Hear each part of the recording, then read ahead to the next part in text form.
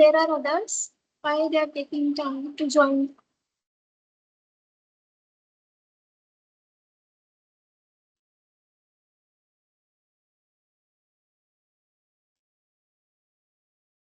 Am I audible to everyone? Yes. Yes, ma'am. Okay. Yes, ma'am. Yes, ma'am.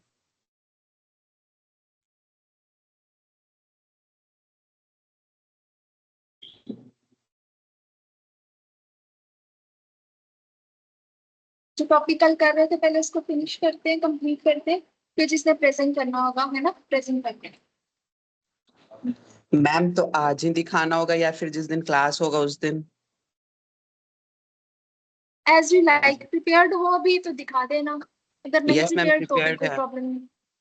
हाँ तो देख अगर time बचता है उसी हिसाब से देख लेंगे, जिस चीज को प्रेजेंट करना होगा तो प्रेजेंट Okay, करना है। ठीक है, क्या कर रहे थे कल हम? इंटेंसिटी पैटर्न देखना है, मिनिमा देख लिया था, कहाँ होता है मिनिमा? बताओगे क्या कंडीशंस होती है मिनिमा की?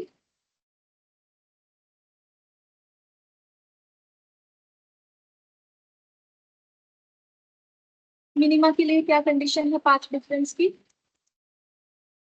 याद है किसी को? कल कर रहे थे हम। And lambda N lambda. 2n minus 1 by lambda by 2. वो Yes. मैक्सिमा की कंडीशन थी। Yes, मैम, मैक्सिमा का था।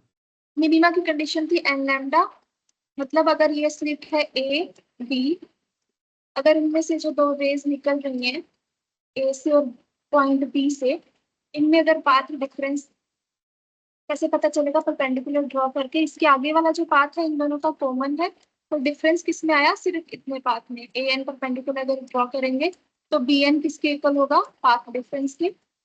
अगर ये एन लैम्डा है, ए और बी के जो रेज निकल रही है उनमें path difference integral multiple lambda का है, तो क्या बनेगा? मिनिमा। इसको कैसे देखा था? सपोज कर लो अगर लैम्डा है तो इसका मतलब सेंटर से जो रेज निकल रही है उसके उसके और ए के बीच में पाथ डिफरेंस कितना होगा? Lambda by 2। तो इस रे और ये रेड वाली जो रे है और ये जो सी से निकल रही है, इनमें लैम्डा बाय 2 होगा तो ये मिनिमा बना देगा। ऐसे ही हम क्या कर सकते हैं, अलग अलग पॉइंट से रेज अज्यूम कर सकते हैं। सिमिलरली कॉरेस्पॉन्डिंग ये पोर्शन डिवाइड कर सकते हैं, basically C A and C B. इसमें से जो रेज निकल रही हैं कॉरेस्पॉन्डिंग पोर्शन सी बी का, उसमें से जो रे निकलेगी दोनों के बीच में पाथ डिफरेंस लैम्डा बाय 2 होगा, वो सुपर इम्पोज करके मिनिमा बनाएंगे। तो हर एक रे के कॉरेस्पॉन्डिंग एक रे एग्जिस्ट करेगी with path difference lambda by 2 such that they will cancel each other out और वहां पे एक मिनिमा बन जाएगा। सो ये कंडीशन थी मिनिमा की। सेंट्रल मैक्सिमम की क्या कंडीशन है? पाथ डिफरेंस क्या होगा?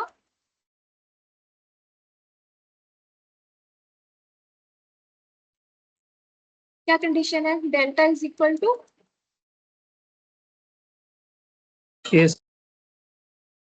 बताओ। Sine theta ma'am. नहीं, वो तो डेल्टा ज्योमेट्रिकली है ना, delta is equal to a sine theta. Central maximum के लिए डेल्टा क्या होगा? डेल्टा है क्या? ए पॉइंट और बी पॉइंट से जो रेज निकल रही हैं इन दोनों मैम में जीरो पाथ होगा। Difference. Yes, central central maximum के लिए डेल्टा 0 है। और secondary maxima too. Secondary maxima के लिए क्या कंडीशन है? 2n plus 1 into lambda by 2. lambda by 2. ये लिखवाया नहीं था, हमने सिर्फ डिस्कस किया था, है ना? टाइम हो गया था क्लास का over. 2n plus 1 lambda bye 2 अगर ये पाथ डिफरेंस होगा, हमने एग्जांपल ली थी, फर्स्ट एग्जांपल ली थी डेल्टा अगर 3 लैम्डा बाय 2 होगा, तो कैसे पता चलेगा कि मैक्सिमा बनेगा? स्क्रीन के ऊपर ये स्लिट है ए बी, इनमें से जो रेज निकल रही हैं इनका पाथ डिफरेंस अगर 3 लैम्डा बाय 2 है तो स्क्रीन पे मैक्सिमा बनेगा, सेकेंडरी मैक्सिमा बनेगा। ये कैसे पता? यहाँ पे कोलिमेट कन्वर्जिंग लेंस लगाएंगे, वो चलो अलग स्टोरी है। कैसे बनेगा 3 लैम्डा बाय 2 से मैक्सिमा? कौन बताएगा? हमने कैसे इसको देखा, विजुअलाइज किया? 3 पार्ट्स करेंगे। ओके, 3 पार्ट्स में मैंने डिवाइड कर दिया। अब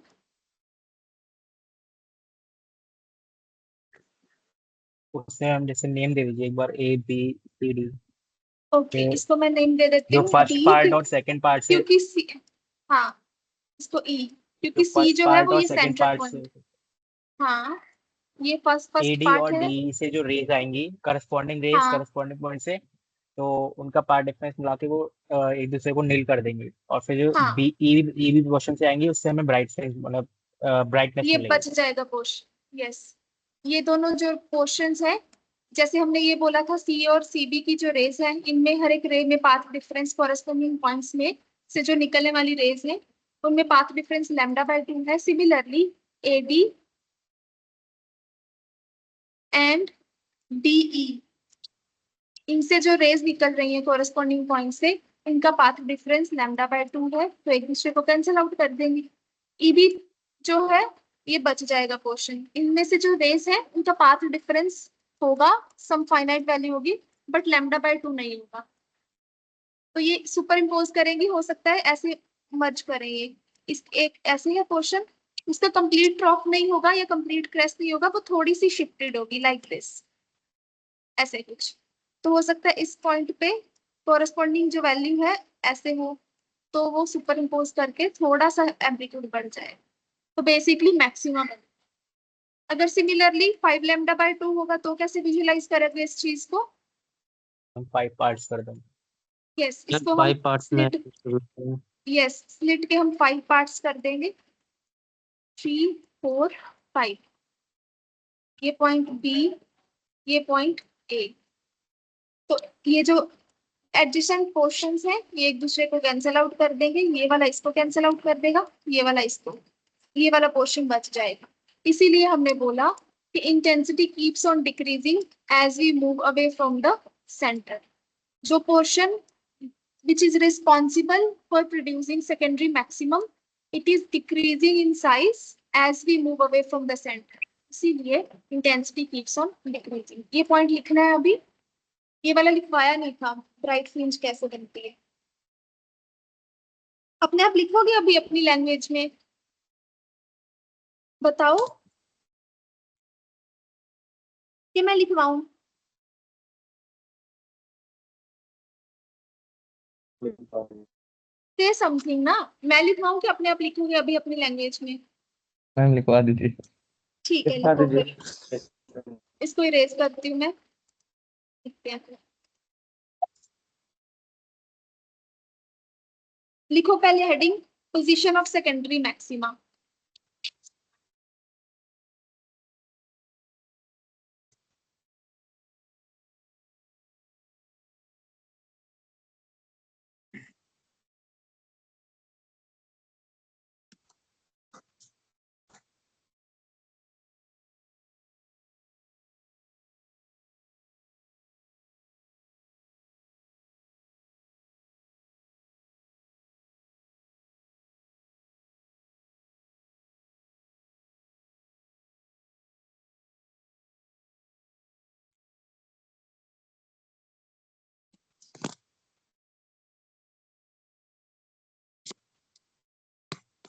लिखो, if any point P secondary maximum, if any point P, अगर मिनिमा में इसको P पॉइंट लिया था तो मैक्सिमा के लिए P1 भी लिख सकते हो, Q भी ले सकते हो, ताकि ये डिनोट करने के लिए पॉइंट अलग है, ठीक है। इफ एनी पॉइंट P1 या फिर Q is such that the path difference delta is equal to dn is equal to 3 λ/2 path difference between, दोबारा बोलूं? Yes, Yes, ma'am. ma'am. Okay, yes ma'am. मैं लिखती हूँ, इफ एनी पॉइंट, इसको हटा दूं, P1 is such that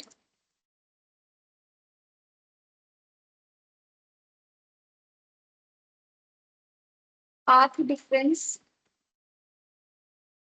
between rays from A and B, between rays from A and B, delta is equal to Bn is equal to 2n plus 1 lambda by 2, n क्या है 1 2 3 so on. Then P1 क्या होगा secondary maximum.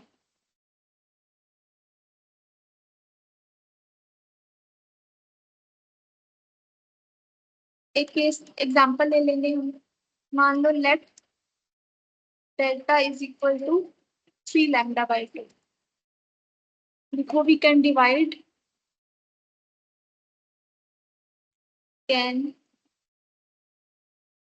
divide slit AB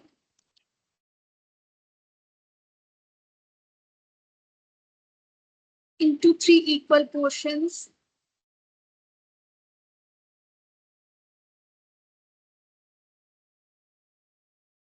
मेरी writing अच्छी नहीं आ रही, दिख रही है वैसे? समझ में आ रहा है क्या लिखा है? हाँ Yes, ma'am. yes ma'am. Into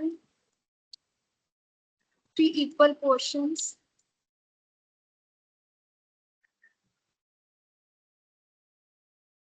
कौन कौन से क्वेश्चंस मान लेते हैं हम? ए डी ड्रॉ कर लेना फिगर है ना. A D D E and E B.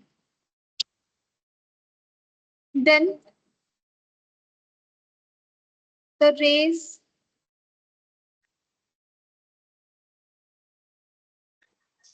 from rays emerging from लिख देना. emerging या emanating या coming out कुछ भी. emanating from A and D या मैं इसको शॉर्ट में लिखवा देती हूँ.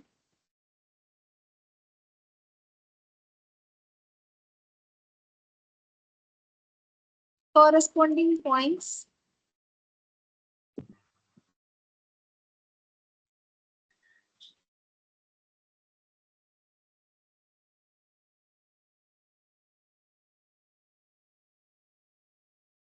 of AD and DE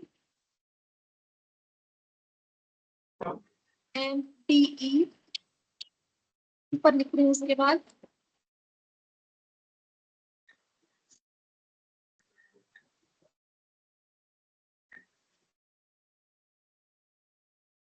will have a path difference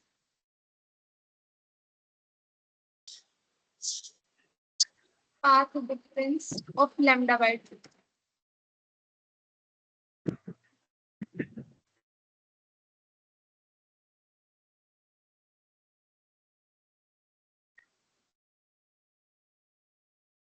Comma thus superimposing respectively.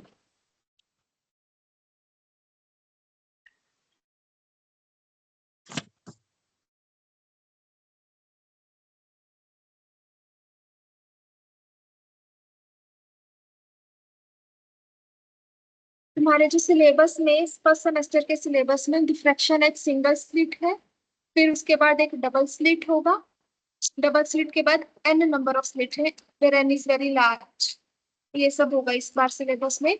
जब n नंबर ऑफ स्लिट्स होती है उसको क्या बोलते हैं? उस ऑब्जेक्ट को ग्रेटिंग, डिफ्रैक्शन ग्रेटिंग. ग्रेटिंग का एक्सपेरिमेंट भी है लैब में, वो भी करोगे तो और क्लियर हो जाएगा विद एक्सपेरिमेंट.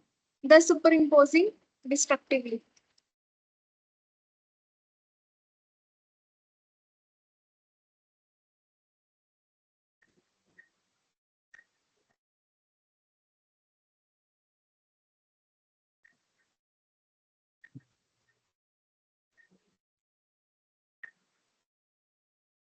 However, या फिर but the rays from question,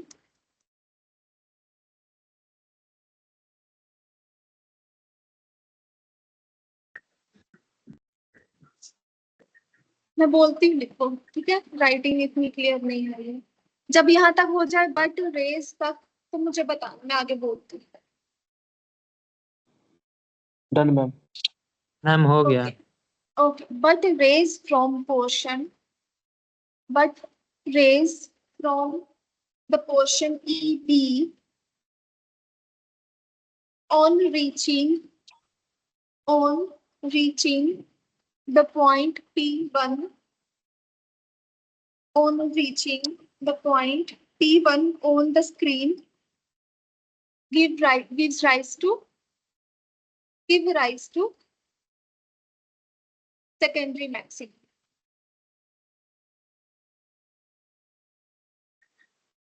Give rise to secondary maximum. Similarly, for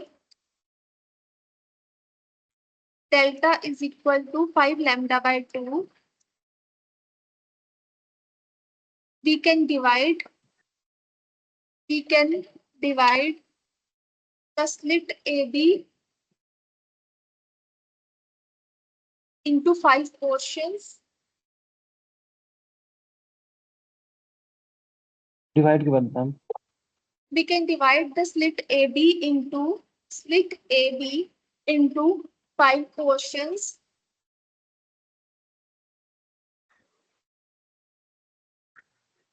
Where only one portion will be responsible, where only one portion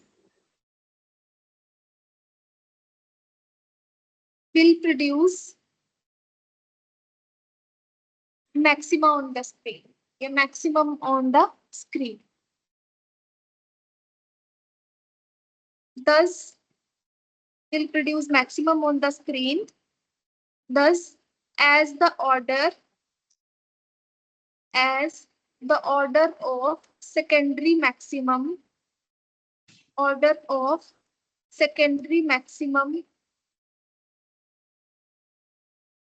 increases,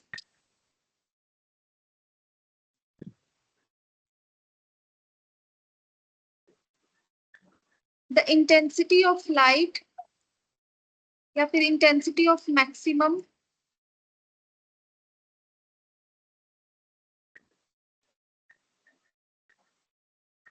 on the screen decreases.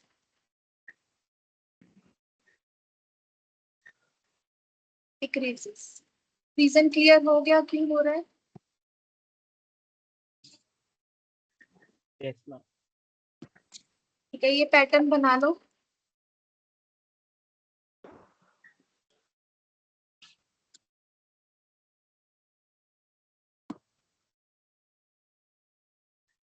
अच्छा, इस axis पे तो intensity हो गई Y axis पर, और हमने name कर दिया जो सेंट्रल मैक्सिमम पे है इंटेंसिटी उसको आई नोट के साथ.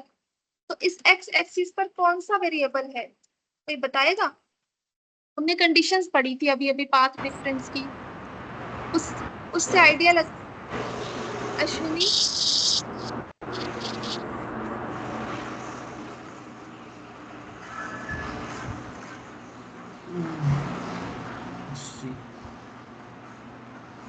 अपनी जिसके बैकग्राउंड से नॉइज आ रहा है प्लीज म्यूट कर लो.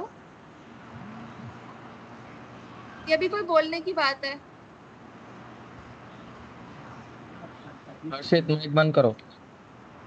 हर्षित जिसके बैकग्राउंड में नॉइज है पता चल जाता है ना उसको, इसमें भी बोलना पड़ेगा.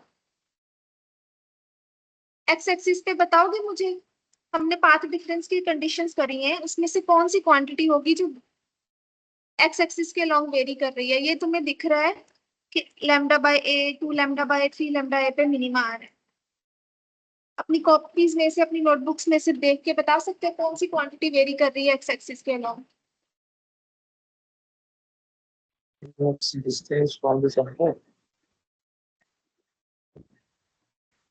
Ma'am lambda. क्या वेरी कर रहा है?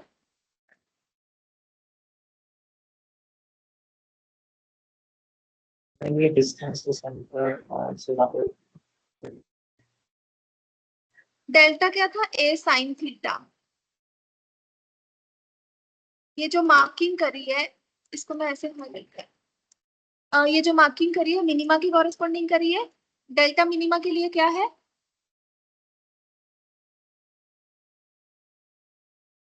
ए साइन थीटा। नहीं, वो तो डेल्टा ज्योमेट्रिकल है ना, वो सबके लिए है। मिनिमा मैक्सिमा के लिए नहीं, वो path difference always will equal to a sine theta. वो तो हम कंडीशन लगाते हैं बाद में कि डेल्टा पाथ डिफरेंस क्या होगा, मिनिमा बनेगा मैक्सिमा बनेगा। ए साइन थीटा तो है थीटा ही, शो वो तो करवाएगा। ज्योमेट्रिकल ही है। इधर देखो साइन थीटा कर रहा है n lambda, path difference minima के लिए एन लैम्डा है। सो साइन थीटा क्या आ जाएगा? N lambda by a. तो ध्यान से देखो एक्स एक्सिस पर जो मार्किंग करी है इसमें n lambda by sorry A.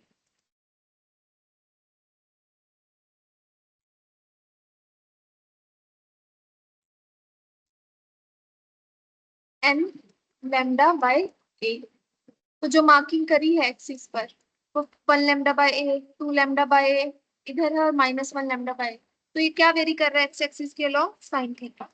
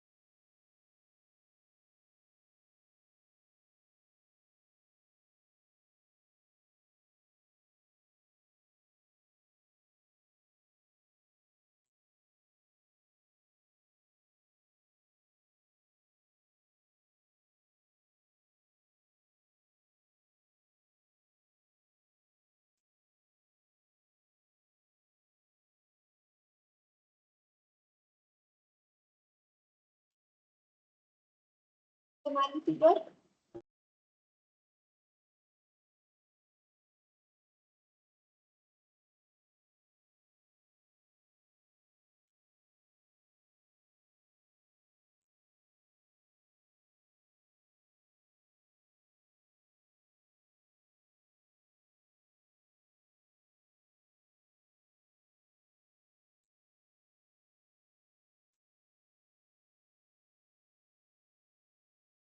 Done.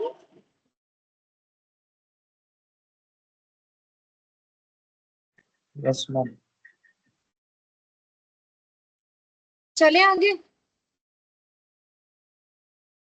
Yes ma'am. Yes ma'am.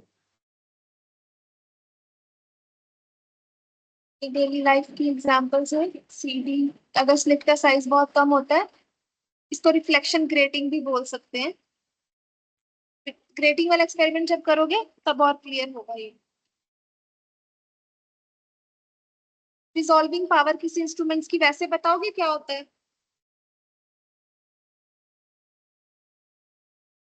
Resolving power मतलब उस इंस्ट्रूमेंट की या जो भी कोई है ऑपरेटस, उसको उसकी रिजॉल्व करने की कितनी पावर है। रिजॉल्व किसको करना है? दो क्लोजली लाइंग ऑब्जेक्ट्स को। जैसे कैमरा है, कैमरा से फोटो क्लिक करते हो,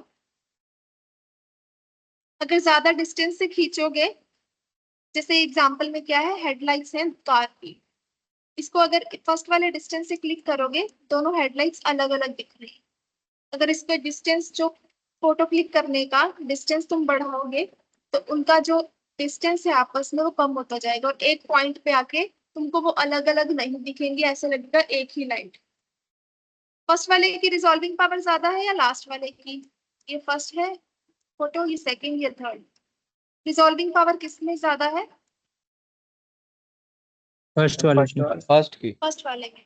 तो रिजॉल्विंग पावर अगर किसी इंस्ट्रूमेंट की ज्यादा है, मतलब it can clearly distinguish the two closely lying objects. ठीक है, ये तो एग्जांपल थी कैमरा की।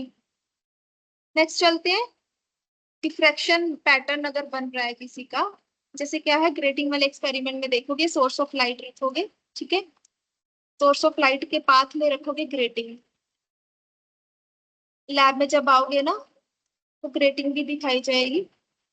ग्रेटिंग बेसिकली होती क्या है, ग्लास का एक पीस लेते हैं, उसमें 15,000 लाइन होती है पर इंच अराउंड। अगर इसमें डायमंड कटर की हेल्प से तुम लाइंस बनाओगे,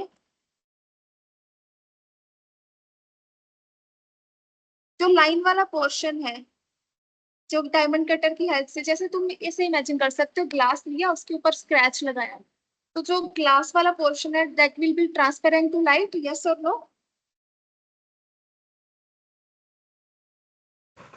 यस मैम। और जिसमें तुमने स्क्रैच लगाया है वो ट्रांसपेरेंट नहीं रहता, राइट? वो लाइट को पास नहीं होने देता, या तो वो ट्रांसलूसेंट हो जाएगा या फिर ओपेक हो जाएगा, डिपेंडिंग अपॉन द स्क्रैच। सो क्या करते हैं, ग्रेटिंग बनाने के लिए ग्लास का देते हैं पीस, उसमें डायमंड कटर की हेल्प से नंबर ऑफ लाइंस लगाते हैं, बहुत कम स्पेस में बहुत सारी लाइंस लगाते हैं, अराउंड 15,000 होती है पर इंच में।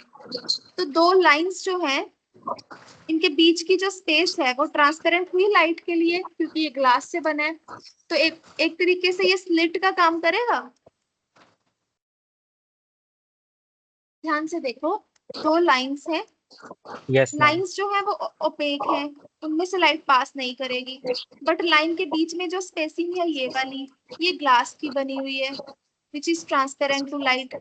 तो ये एक तरीके से ये स्लिट की तरह काम करेगा, जिसकी विड्थ कितनी होगी, अगर हम इसको स्मॉल a माने तो ये एक स्लिट की तरह एक्ट करेगा। तो अगर तुमने किसी ग्लास के पीस पे इतनी सारी लाइंस लगाई हुई हैं, इसका मतलब इसमें n नंबर ऑफ स्लिट्स। तो जब मैंने बोला तुम अपने इस फर्स्ट सेमेस्टर के कोर्स में पढ़ोगे, सबसे पहले डिफ्रैक्शन एक सिंगल स्लिट दोबारा से पढ़ोगे, फिर सिंगल स्लिट होगी, फिर डबल स्लिट होगी, दो स्लिट्स होंगी, उसके बाद उस आइडिया को जनरलाइज करेंगे टू n नंबर ऑफ स्लिट्स, और n नंबर ऑफ स्लिट्स जहां होती हैं उसको बोलते हैं, उस ऑब्जेक्ट को बोलते हैं ग्रेटिंग, डिफ्रैक्शन ग्रेटिंग। तो लैब में एक एक्सपेरिमेंट होगा, सोर्स ऑफ लाइट होगा, फिर रास्ते में ग्रेटिंग होगी, ग्रेटिंग से एक स्पेक्ट्रा आएगा। स्पेक्ट्रा क्या है, कोई बता सकता है? कलर्स। देखो, सिंगल स्लिट डिफ्रैक्शन पढ़ा अभी, है ना, उसमें एक डिफ्रैक्शन पैटर्न आया, सेंट्रल में एक मैक्सिमम और धीरे धीरे उसकी इंटेंसिटी कम होती गई, इस तरह से। ये क्या है, डिफ्रैक्शन पैटर्न, इंटेंसिटी का। थोड़ा सा शेप यहाँ से अच्छी नहीं बनी। ऐसी डबल स्लिट जब पढ़ोगे, डबल स्लिट का अलग पैटर्न आएगा, वो हम पढ़ेंगे क्लास में, कैसा आता है, डिफरेंट आता है इससे डबल स्लिट का। ऐसी जब n नंबर ऑफ स्लिट्स होंगी उसका अलग पैटर्न आएगा, ठीक है। तो इसी डिफ्रैक्शन पैटर्न को क्या बोलते हैं हम, स्पेक्ट्रा। ये स्पेक्ट्रा किसका होता है, ये जो सोर्स ऑफ लाइट पड़ा हुआ है इसका, क्योंकि सोर्स ऑफ लाइट से जो लाइट आई उसको ग्रेटिंग ने क्या किया, डिफ्रेक्ट किया, एक डिफ्रैक्शन पैटर्न बनाया। तो ये अगर हम सोर्स ऑफ लाइट चेंज करेंगे, मान लो रेड कलर की लाइट ली, उसका एक अलग पैटर्न बनेगा, लाइट चेंज करोगे तो पैटर्न डिफरेंट आ जाएगा। तो डिपेंड कर रहा है सोर्स कौन है लाइट का, तो इसीलिए इसको बोलते हैं सोर्स का स्पेक्ट्रा। अगर यहाँ पे व्हाइट लाइट रखोगे, जो एक्सपेरिमेंट लैब में करोगे इसमें व्हाइट लाइट ही होगी, तो तुम लोगों को जो स्पेक्ट्रा दिखेगा वो कलर्ड स्पेक्ट्रा दिखेगा, क्योंकि हर एक कलर के अकॉर्डिंग, हर एक वेवलेंथ के अकॉर्डिंगली डिफ्रैक्शन एंगल डिफरेंट होगा, तो सब कलर्स अलग अलग हो जाएंगे। जैसे रेनबो में होते हैं कलर्स अलग अलग हो जाते हैं, वैसे इसमें भी कलर्स अलग अलग हो जाएंगे और कलर्ड स्पेक्ट्रम दिखेगा, ठीक है। तो रेली क्राइटेरिया है क्या, कि इसने बोला कि हमें जज करना है कि जो इंस्ट्रूमेंट है वो दो क्लोज ऑब्जेक्ट्स पड़े हुए हैं, नंबर 1 और नंबर 2। मान लो इसमें, इस सोर्स ऑफ लाइट में दो वेवलेंथ है, λ1 और λ2। व्हाइट लाइट में क्या है, 7 डिफरेंट डिफरेंट वेवलेंथ्स है और वो उनका वेवलेंथ का डिफरेंस भी ज्यादा है। मतलब अगर रेड लाइट इधर है, वेवलेंथ की, रेड लाइट की वेवलेंथ कितनी होती है?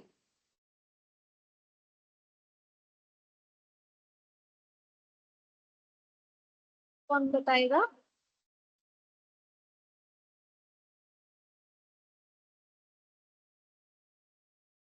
बोलो। रेड लाइट की वेवलेंथ कितनी होती है?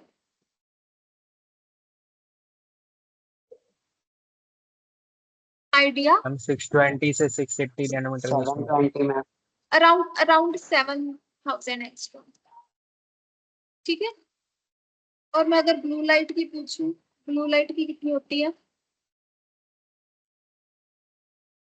आइडिया बताना है बस, एग्जैक्ट वैल्यू नहीं पूछी।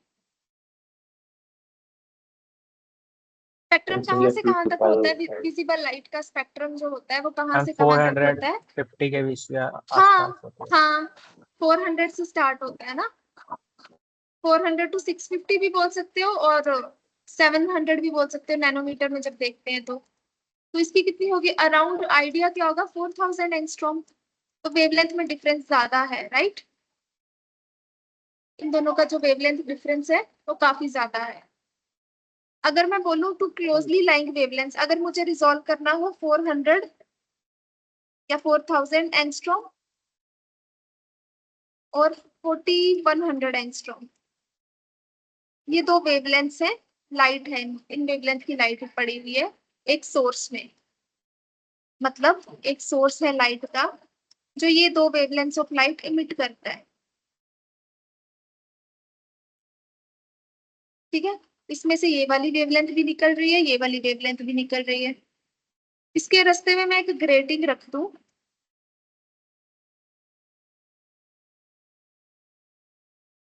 तो क्या करेगी ग्रेटिंग? इसके कॉरेस्पॉन्डिंग एक डिफ्रैक्शन पैटर्न बनाएगी। ठीक है। अभी के लिए मैं सिंप्लीफाई कर रही हूँ, तुम लोग सिंगल स्लिट का पढ़ के आए हो तो सिंगल स्लिट वाला बना रही हूँ डिफ्रैक्शन पैटर्न इस पहली वाली वेवलेंथ का। इसको मैं ब्लू कलर से बनाती हूँ, कैसा बनेगा? ऐसा पैटर्न बनेगा। रेटिंग का थोड़ा अलग होता है बट मैं समझाने के लिए एक बार यही कंसिडर कर। ये हो गया, ये 4000 एंगस्ट्रॉम वाली जो वेवलेंथ है उसके कॉरेस्पॉन्डिंग। और दूसरा वाला जो कलर है उसको मैं रेड कलर से डिनोट कर देती हूँ, इस वाले को। इसका पैटर्न मान लो ऐसा बन रहा है, थोड़ा सा शिफ्टेड है depending upon the wavelength difference. ठीक है। तो रेली क्राइटेरिया क्या बोलता है कि अगर हमें रिजॉल्व करना है, इसमें क्लोजली स्पेस ऑब्जेक्ट्स हैं, हम वेवलेंथ लेके चल रहे हैं ऑब्जेक्ट की जगह। Closely space object optical instrument resolve करेगा या नहीं करेगा? इस केस में ऑप्टिकल इंस्ट्रूमेंट कौन है? ग्रेटिंग। रेली क्राइटेरिया बोलता है दो क्लोजली स्पेस ऑब्जेक्ट को कोई ऑप्टिकल इंस्ट्रूमेंट रिजॉल्व करेगा कि नहीं। उसने एक क्राइटेरिया दिया, उसने बोला अगर एक का सेंट्रल मैक्सिमम दूसरे के फर्स्ट मिनिमा, ये सेंट्रल मैक्सिमम किसका है?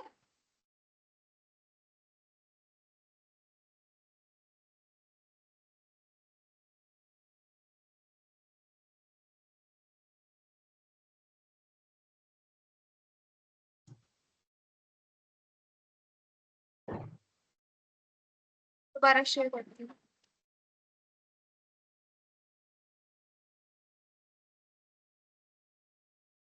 ये वाला सेंट्रल मैक्सिमम किसका है? ब्लू लाइट का। 4000 एंगस्ट्रॉम वाली का। मैं इसको कलर कोडिंग से ही डिनोट करती हूँ, ठीक है।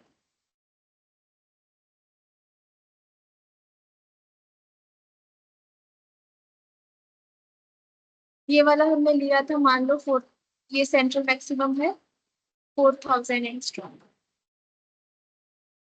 और रेड वाला है 10,000 एंगस्ट्रॉम। 4100 एंगस्ट्रॉम।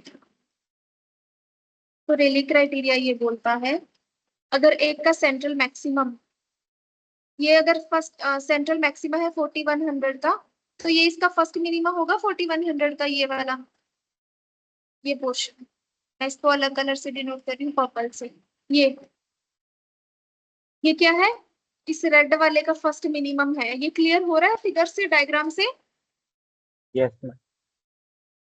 तो रेलिग ने बोला कि अगर एक का सेंट्रल मैक्सिमम जो है दूसरे के फर्स्ट मिनिमा के ऊपर लाई करे तो हम बोलेंगे ये जस्ट रिजॉल्व है। जस्ट रिजॉल्व मतलब बिल्कुल साफ साफ दिखाई दे रहे हैं बट एज के ऊपर है बिल्कुल। अगर इससे इनकी स्पेसिंग कम हुई तो उसके बाद ये रिजॉल्व होना बंद हो जाए।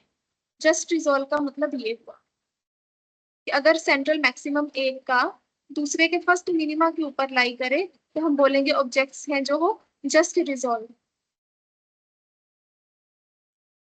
और अगर मैं ये बोलूं, इस केस में रेड वाला हटा रही हूँ अभी,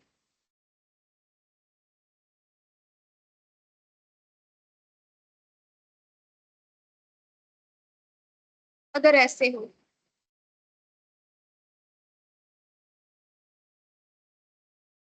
यहाँ पे जो सेंट्रल मैक्सिमम इसका है फर्स्ट वाले का, बट इसका जो मिनिमा है इसके ऊपर लाई नहीं कर रहा, we will say they are not resolve, objects are not resolve. देखने में भी पता चल रहा होगा, अगर उस दोनों का पैटर्न एक दूसरे के ऊपर लाई कर रहा है तो वो सुपर इम्पोज हो जाएगा। तो हमें कैसे पता चलेगा जो लाइट है वो पहली वाली की मैक्सिमम जो बना है वो पहले वाली लाइट की वजह से बना है या दूसरी वाली की लाइट की वजह से बना है? और थर्ड केस में मैं ग्रीन कलर से डिनोट कर रही हूँ इसको। अगर ऐसे हो,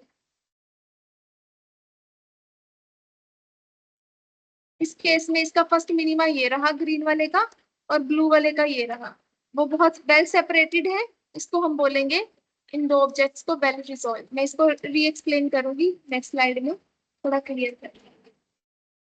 यहाँ पर पैटर्न बनाती हूँ पहले, ठीक है। एक हमारे पास है ब्लू सोर्स, ये उसका सेंट्रल मैक्सिमम है सोर्स ऑफ लाइट का, जो डिफ्रैक्शन पैटर्न बनाया ग्रेटिंग ने, इसकी सेकेंडरी मैक्सिमाइज है।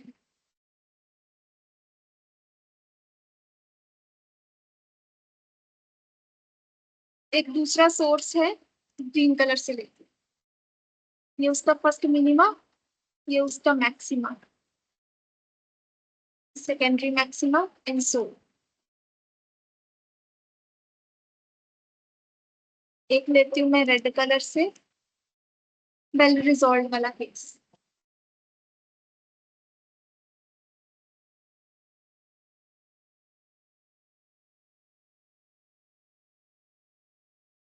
अब इसमें देखो ग्रीन कलर और ब्लू कलर, बताओ मुझे कौन सा केस है, वेल रिजॉल्व है, नॉट रिजॉल्व है या जस्ट रिजॉल्व है? ग्रीन और blue. Ma'am just resolve. Yes, एक ऑप्शन है वेल रिजॉल्व, दूसरा है जस्ट रिजॉल्व, थर्ड है नॉट रिजॉल्व।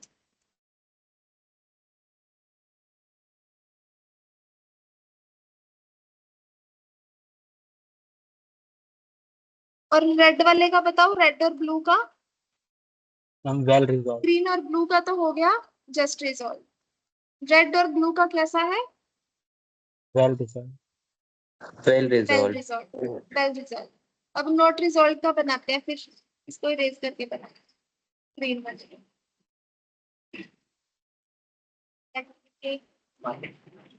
कब होगा? अगर इनके सेंट्रल मैक्सिमम एक दूसरे के आसपास लाई करेंगे काफी इस तरीके से।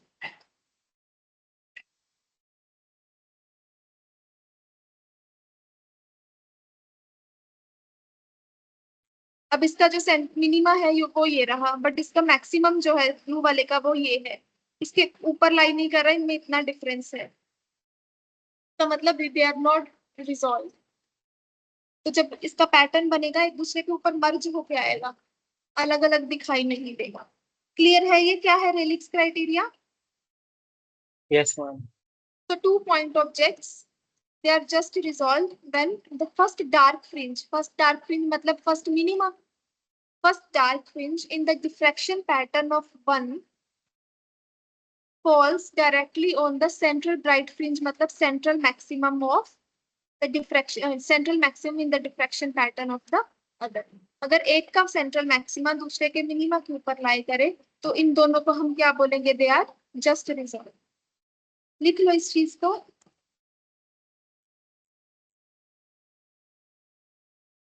इसको लिख लो, रेली क्राइटेरिया जो बोल्ड में लिखा हुआ है, बस इसी को लिख लो।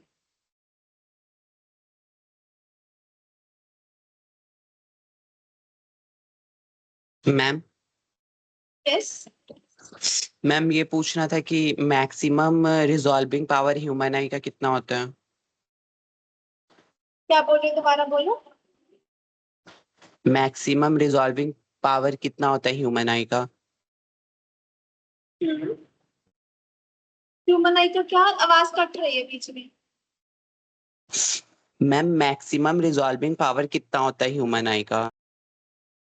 रिजॉल्विंग पावर मुझे एग्जैक्ट वैल्यू ऐसे नहीं पता, I will see and tell you. ठीक है, जहां तब तक तो अब लास्ट क्लास नहीं है, यहाँ आओगे तो यहाँ पे बता।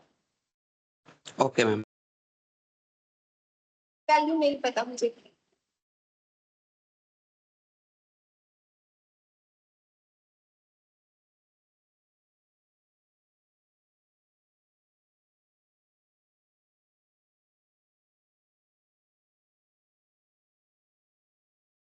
Okay, so it is 0.1 millimeter.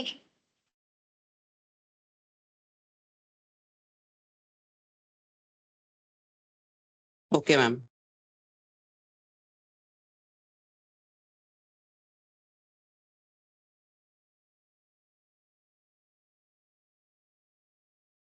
अब एक न्यूमेरिकल भी दिया था, वो सॉल्व कर लेंगे इसके बाद।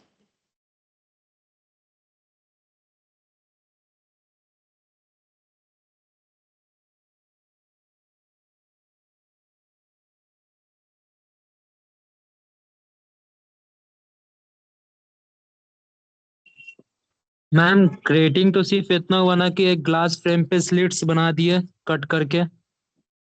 हाँ, but it's not that simple. ये जस्ट समझाने के लिए थोड़ा सिंप्लीफाइड वर्जन बताया उसका। ठीक है, ग्लास जरूरी नहीं होता, मटेरियल डिफरेंट भी हो सकता है। और ग्रेटिंग थोड़ी महंगी भी आती है। ठीक है, कॉस्ट इसलिए ज्यादा होती है ग्रेटिंग बनाने के लिए, जो जैसे डायमंड कटर की हेल्प से हम लाइन बनाते हैं। तो क्या करते हैं हम, जो लैब्स में यूज करने के लिए ओरिजिनल ग्रेटिंग में यूज होती है, क्या होता है उसका रेप्लिका होता है। तो जो मटेरियल होता है वो भी थोड़ा लेस कॉस्टली होता है। ठीक है, और फाइबर होता है, मतलब ग्लास नहीं होता।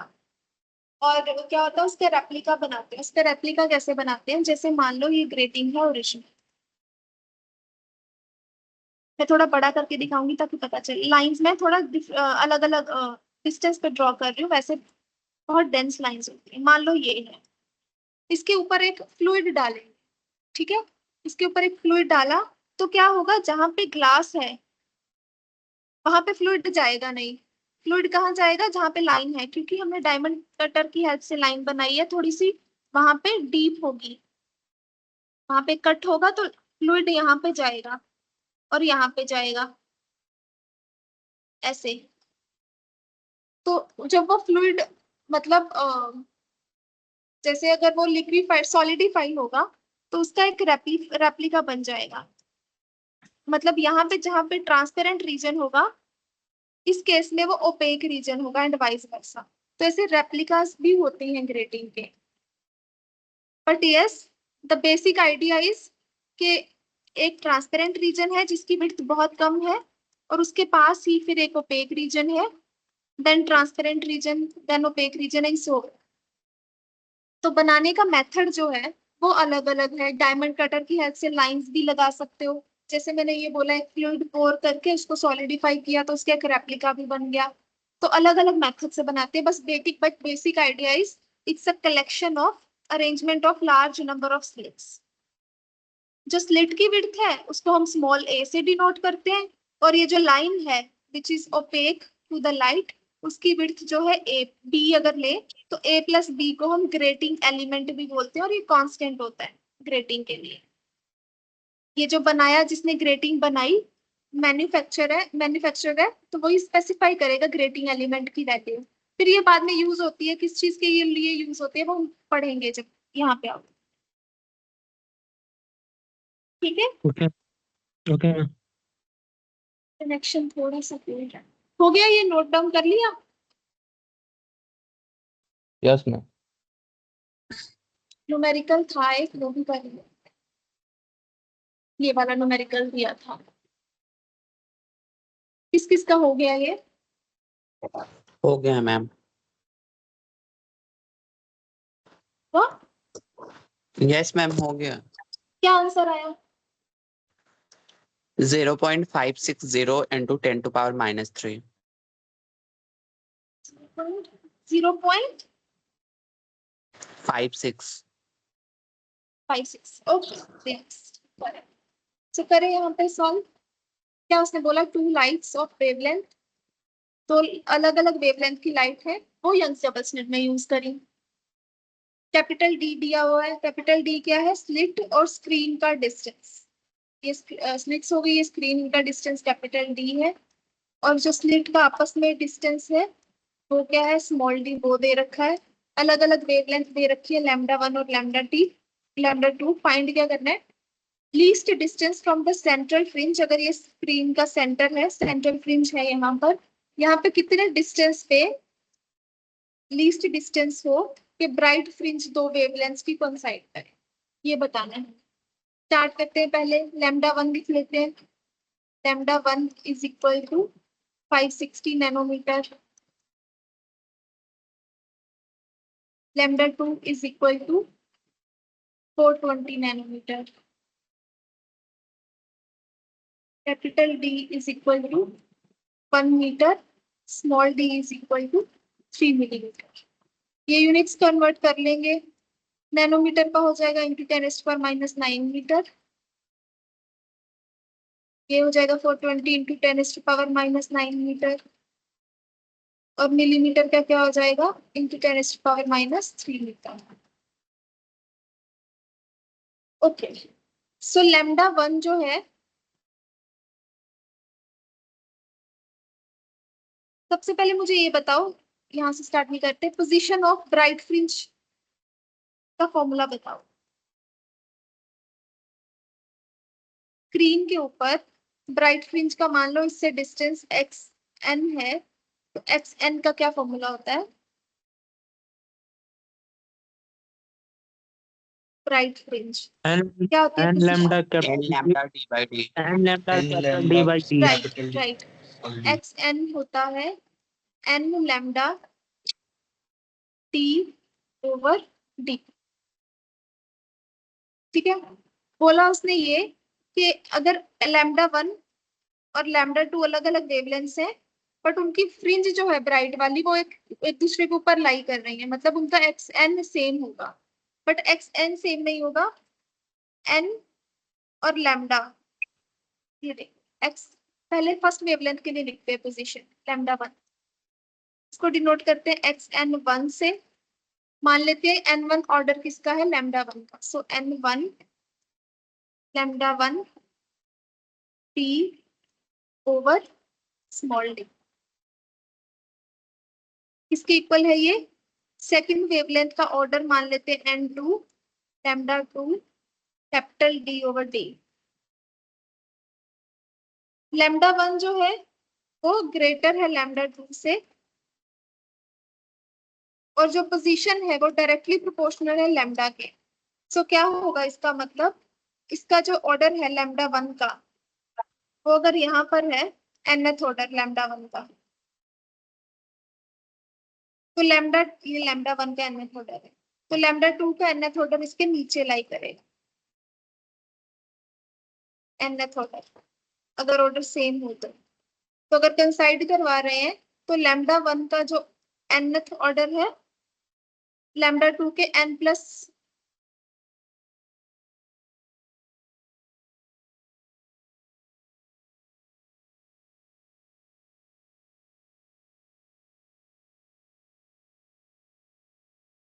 λ2 के n+1 ऑर्डर के इक्वल होगा, मतलब n2 will be equal to n+1।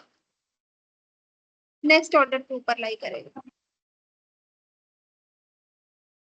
इसको जब सॉल्व करोगे, इस इक्वेशन में वैल्यूज पुट करोगे λ2 की, इसके और इसके, λ1 λ2 d और स्मॉल d की वैल्यूज पुट करोगे, तो n यहाँ से क्या निकल आएगा? 3। आई वैल्यू n की 3, यस मैम। फाइंड हमें क्या करना है, पोजीशन फाइंड करनी है, समय xn फाइंड करना है। हमारे पास n आ गया, हम वैल्यूज पुट कर लेंगे। xn किसके इक्वल है, n lambda d over d। या तो वैल्यू फाइंड कर लो n lambda 1 d over d की, या फिर फाइंड कर लो n plus 1 lambda 2 d over d। दोनों सेम आएंगी क्योंकि वो कोइंसाइड कर रहे थे। करो वैल्यूज पुट।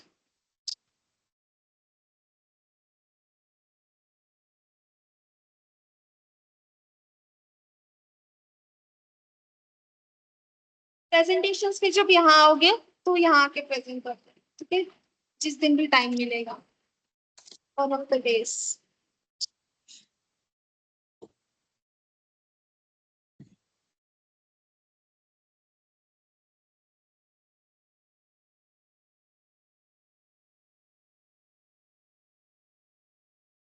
परसों से ऑफलाइन क्लासेस हैं, तब टाइमली रिपोर्ट करना, यस मैम। आ जाना फर्स्ट। ओके, मैम क्या टाइम आंसर क्या आया? है? टाइम 9 से 9 o'clock। मैम सर ने बताया 9:30। वो लेक्चर्स का टाइमिंग है, ठीक है, तुम्हारे लिए 9:30 होगा, may be from first day itself 9:30 से आ जाना। एक्चुअली फर्स्ट डे जो है वो पहले थोड़ा इंडक्शन ओरिएंटेशन प्रोग्राम होगा, इंडक्शन प्रोग्राम होगा, तो लेक्चर्स का टाइमिंग वैसा नहीं रहेगा, बट ठीक है 9:30 बोला तो 9:30 से आ जाना। 560 into 10⁻⁻6 मीटर। किसी का आया था 0.56, सेम ही है ये 0.56 into 10⁻³ मीटर। Yes ma'am.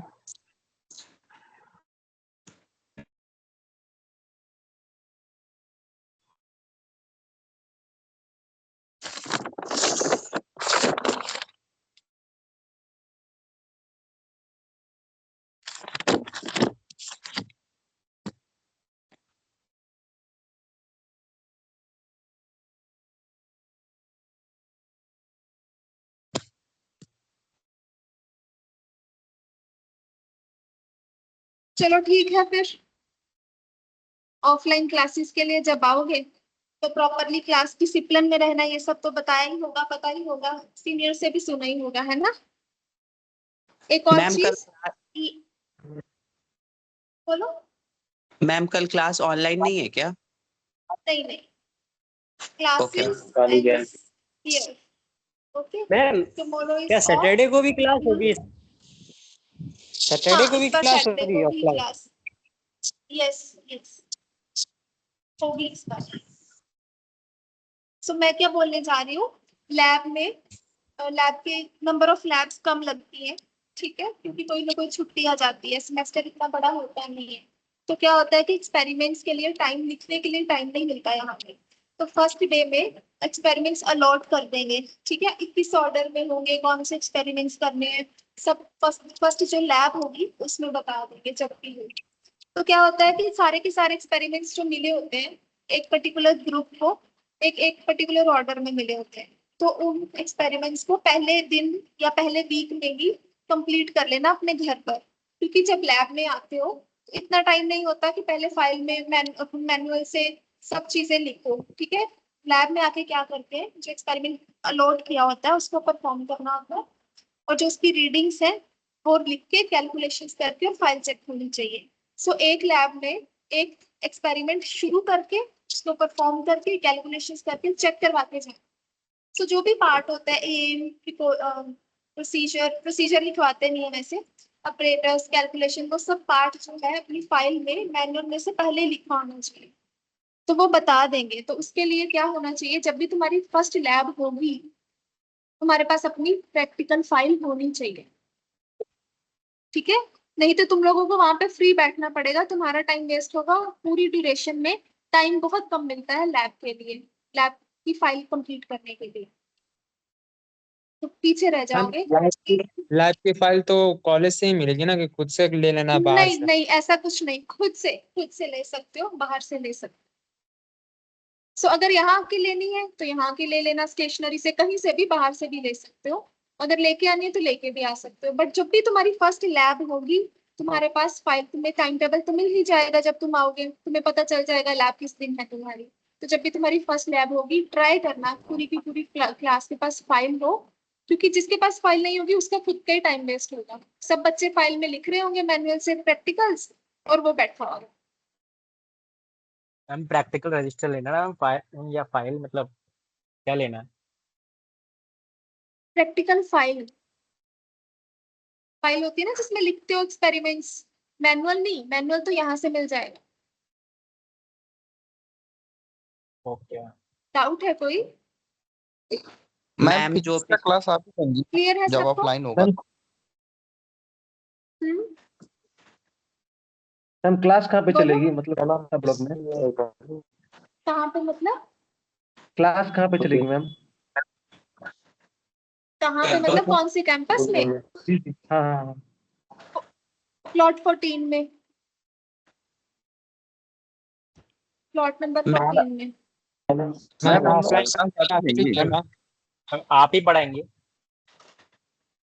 हाँ वो देखेंगे, अभी टाइम टेबल मिलेगा तुम लोगों को, कैसे होता है वो सब पता चलेगा अभी। ठीक है। मैम बोलो।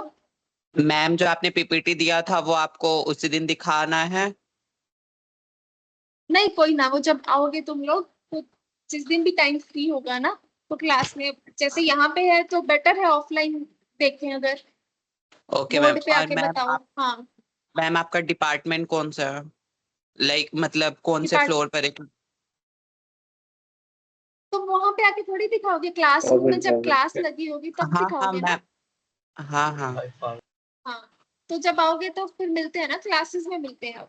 ठीक है। Okay See okay you ma'am. for now. I've taken your attendance.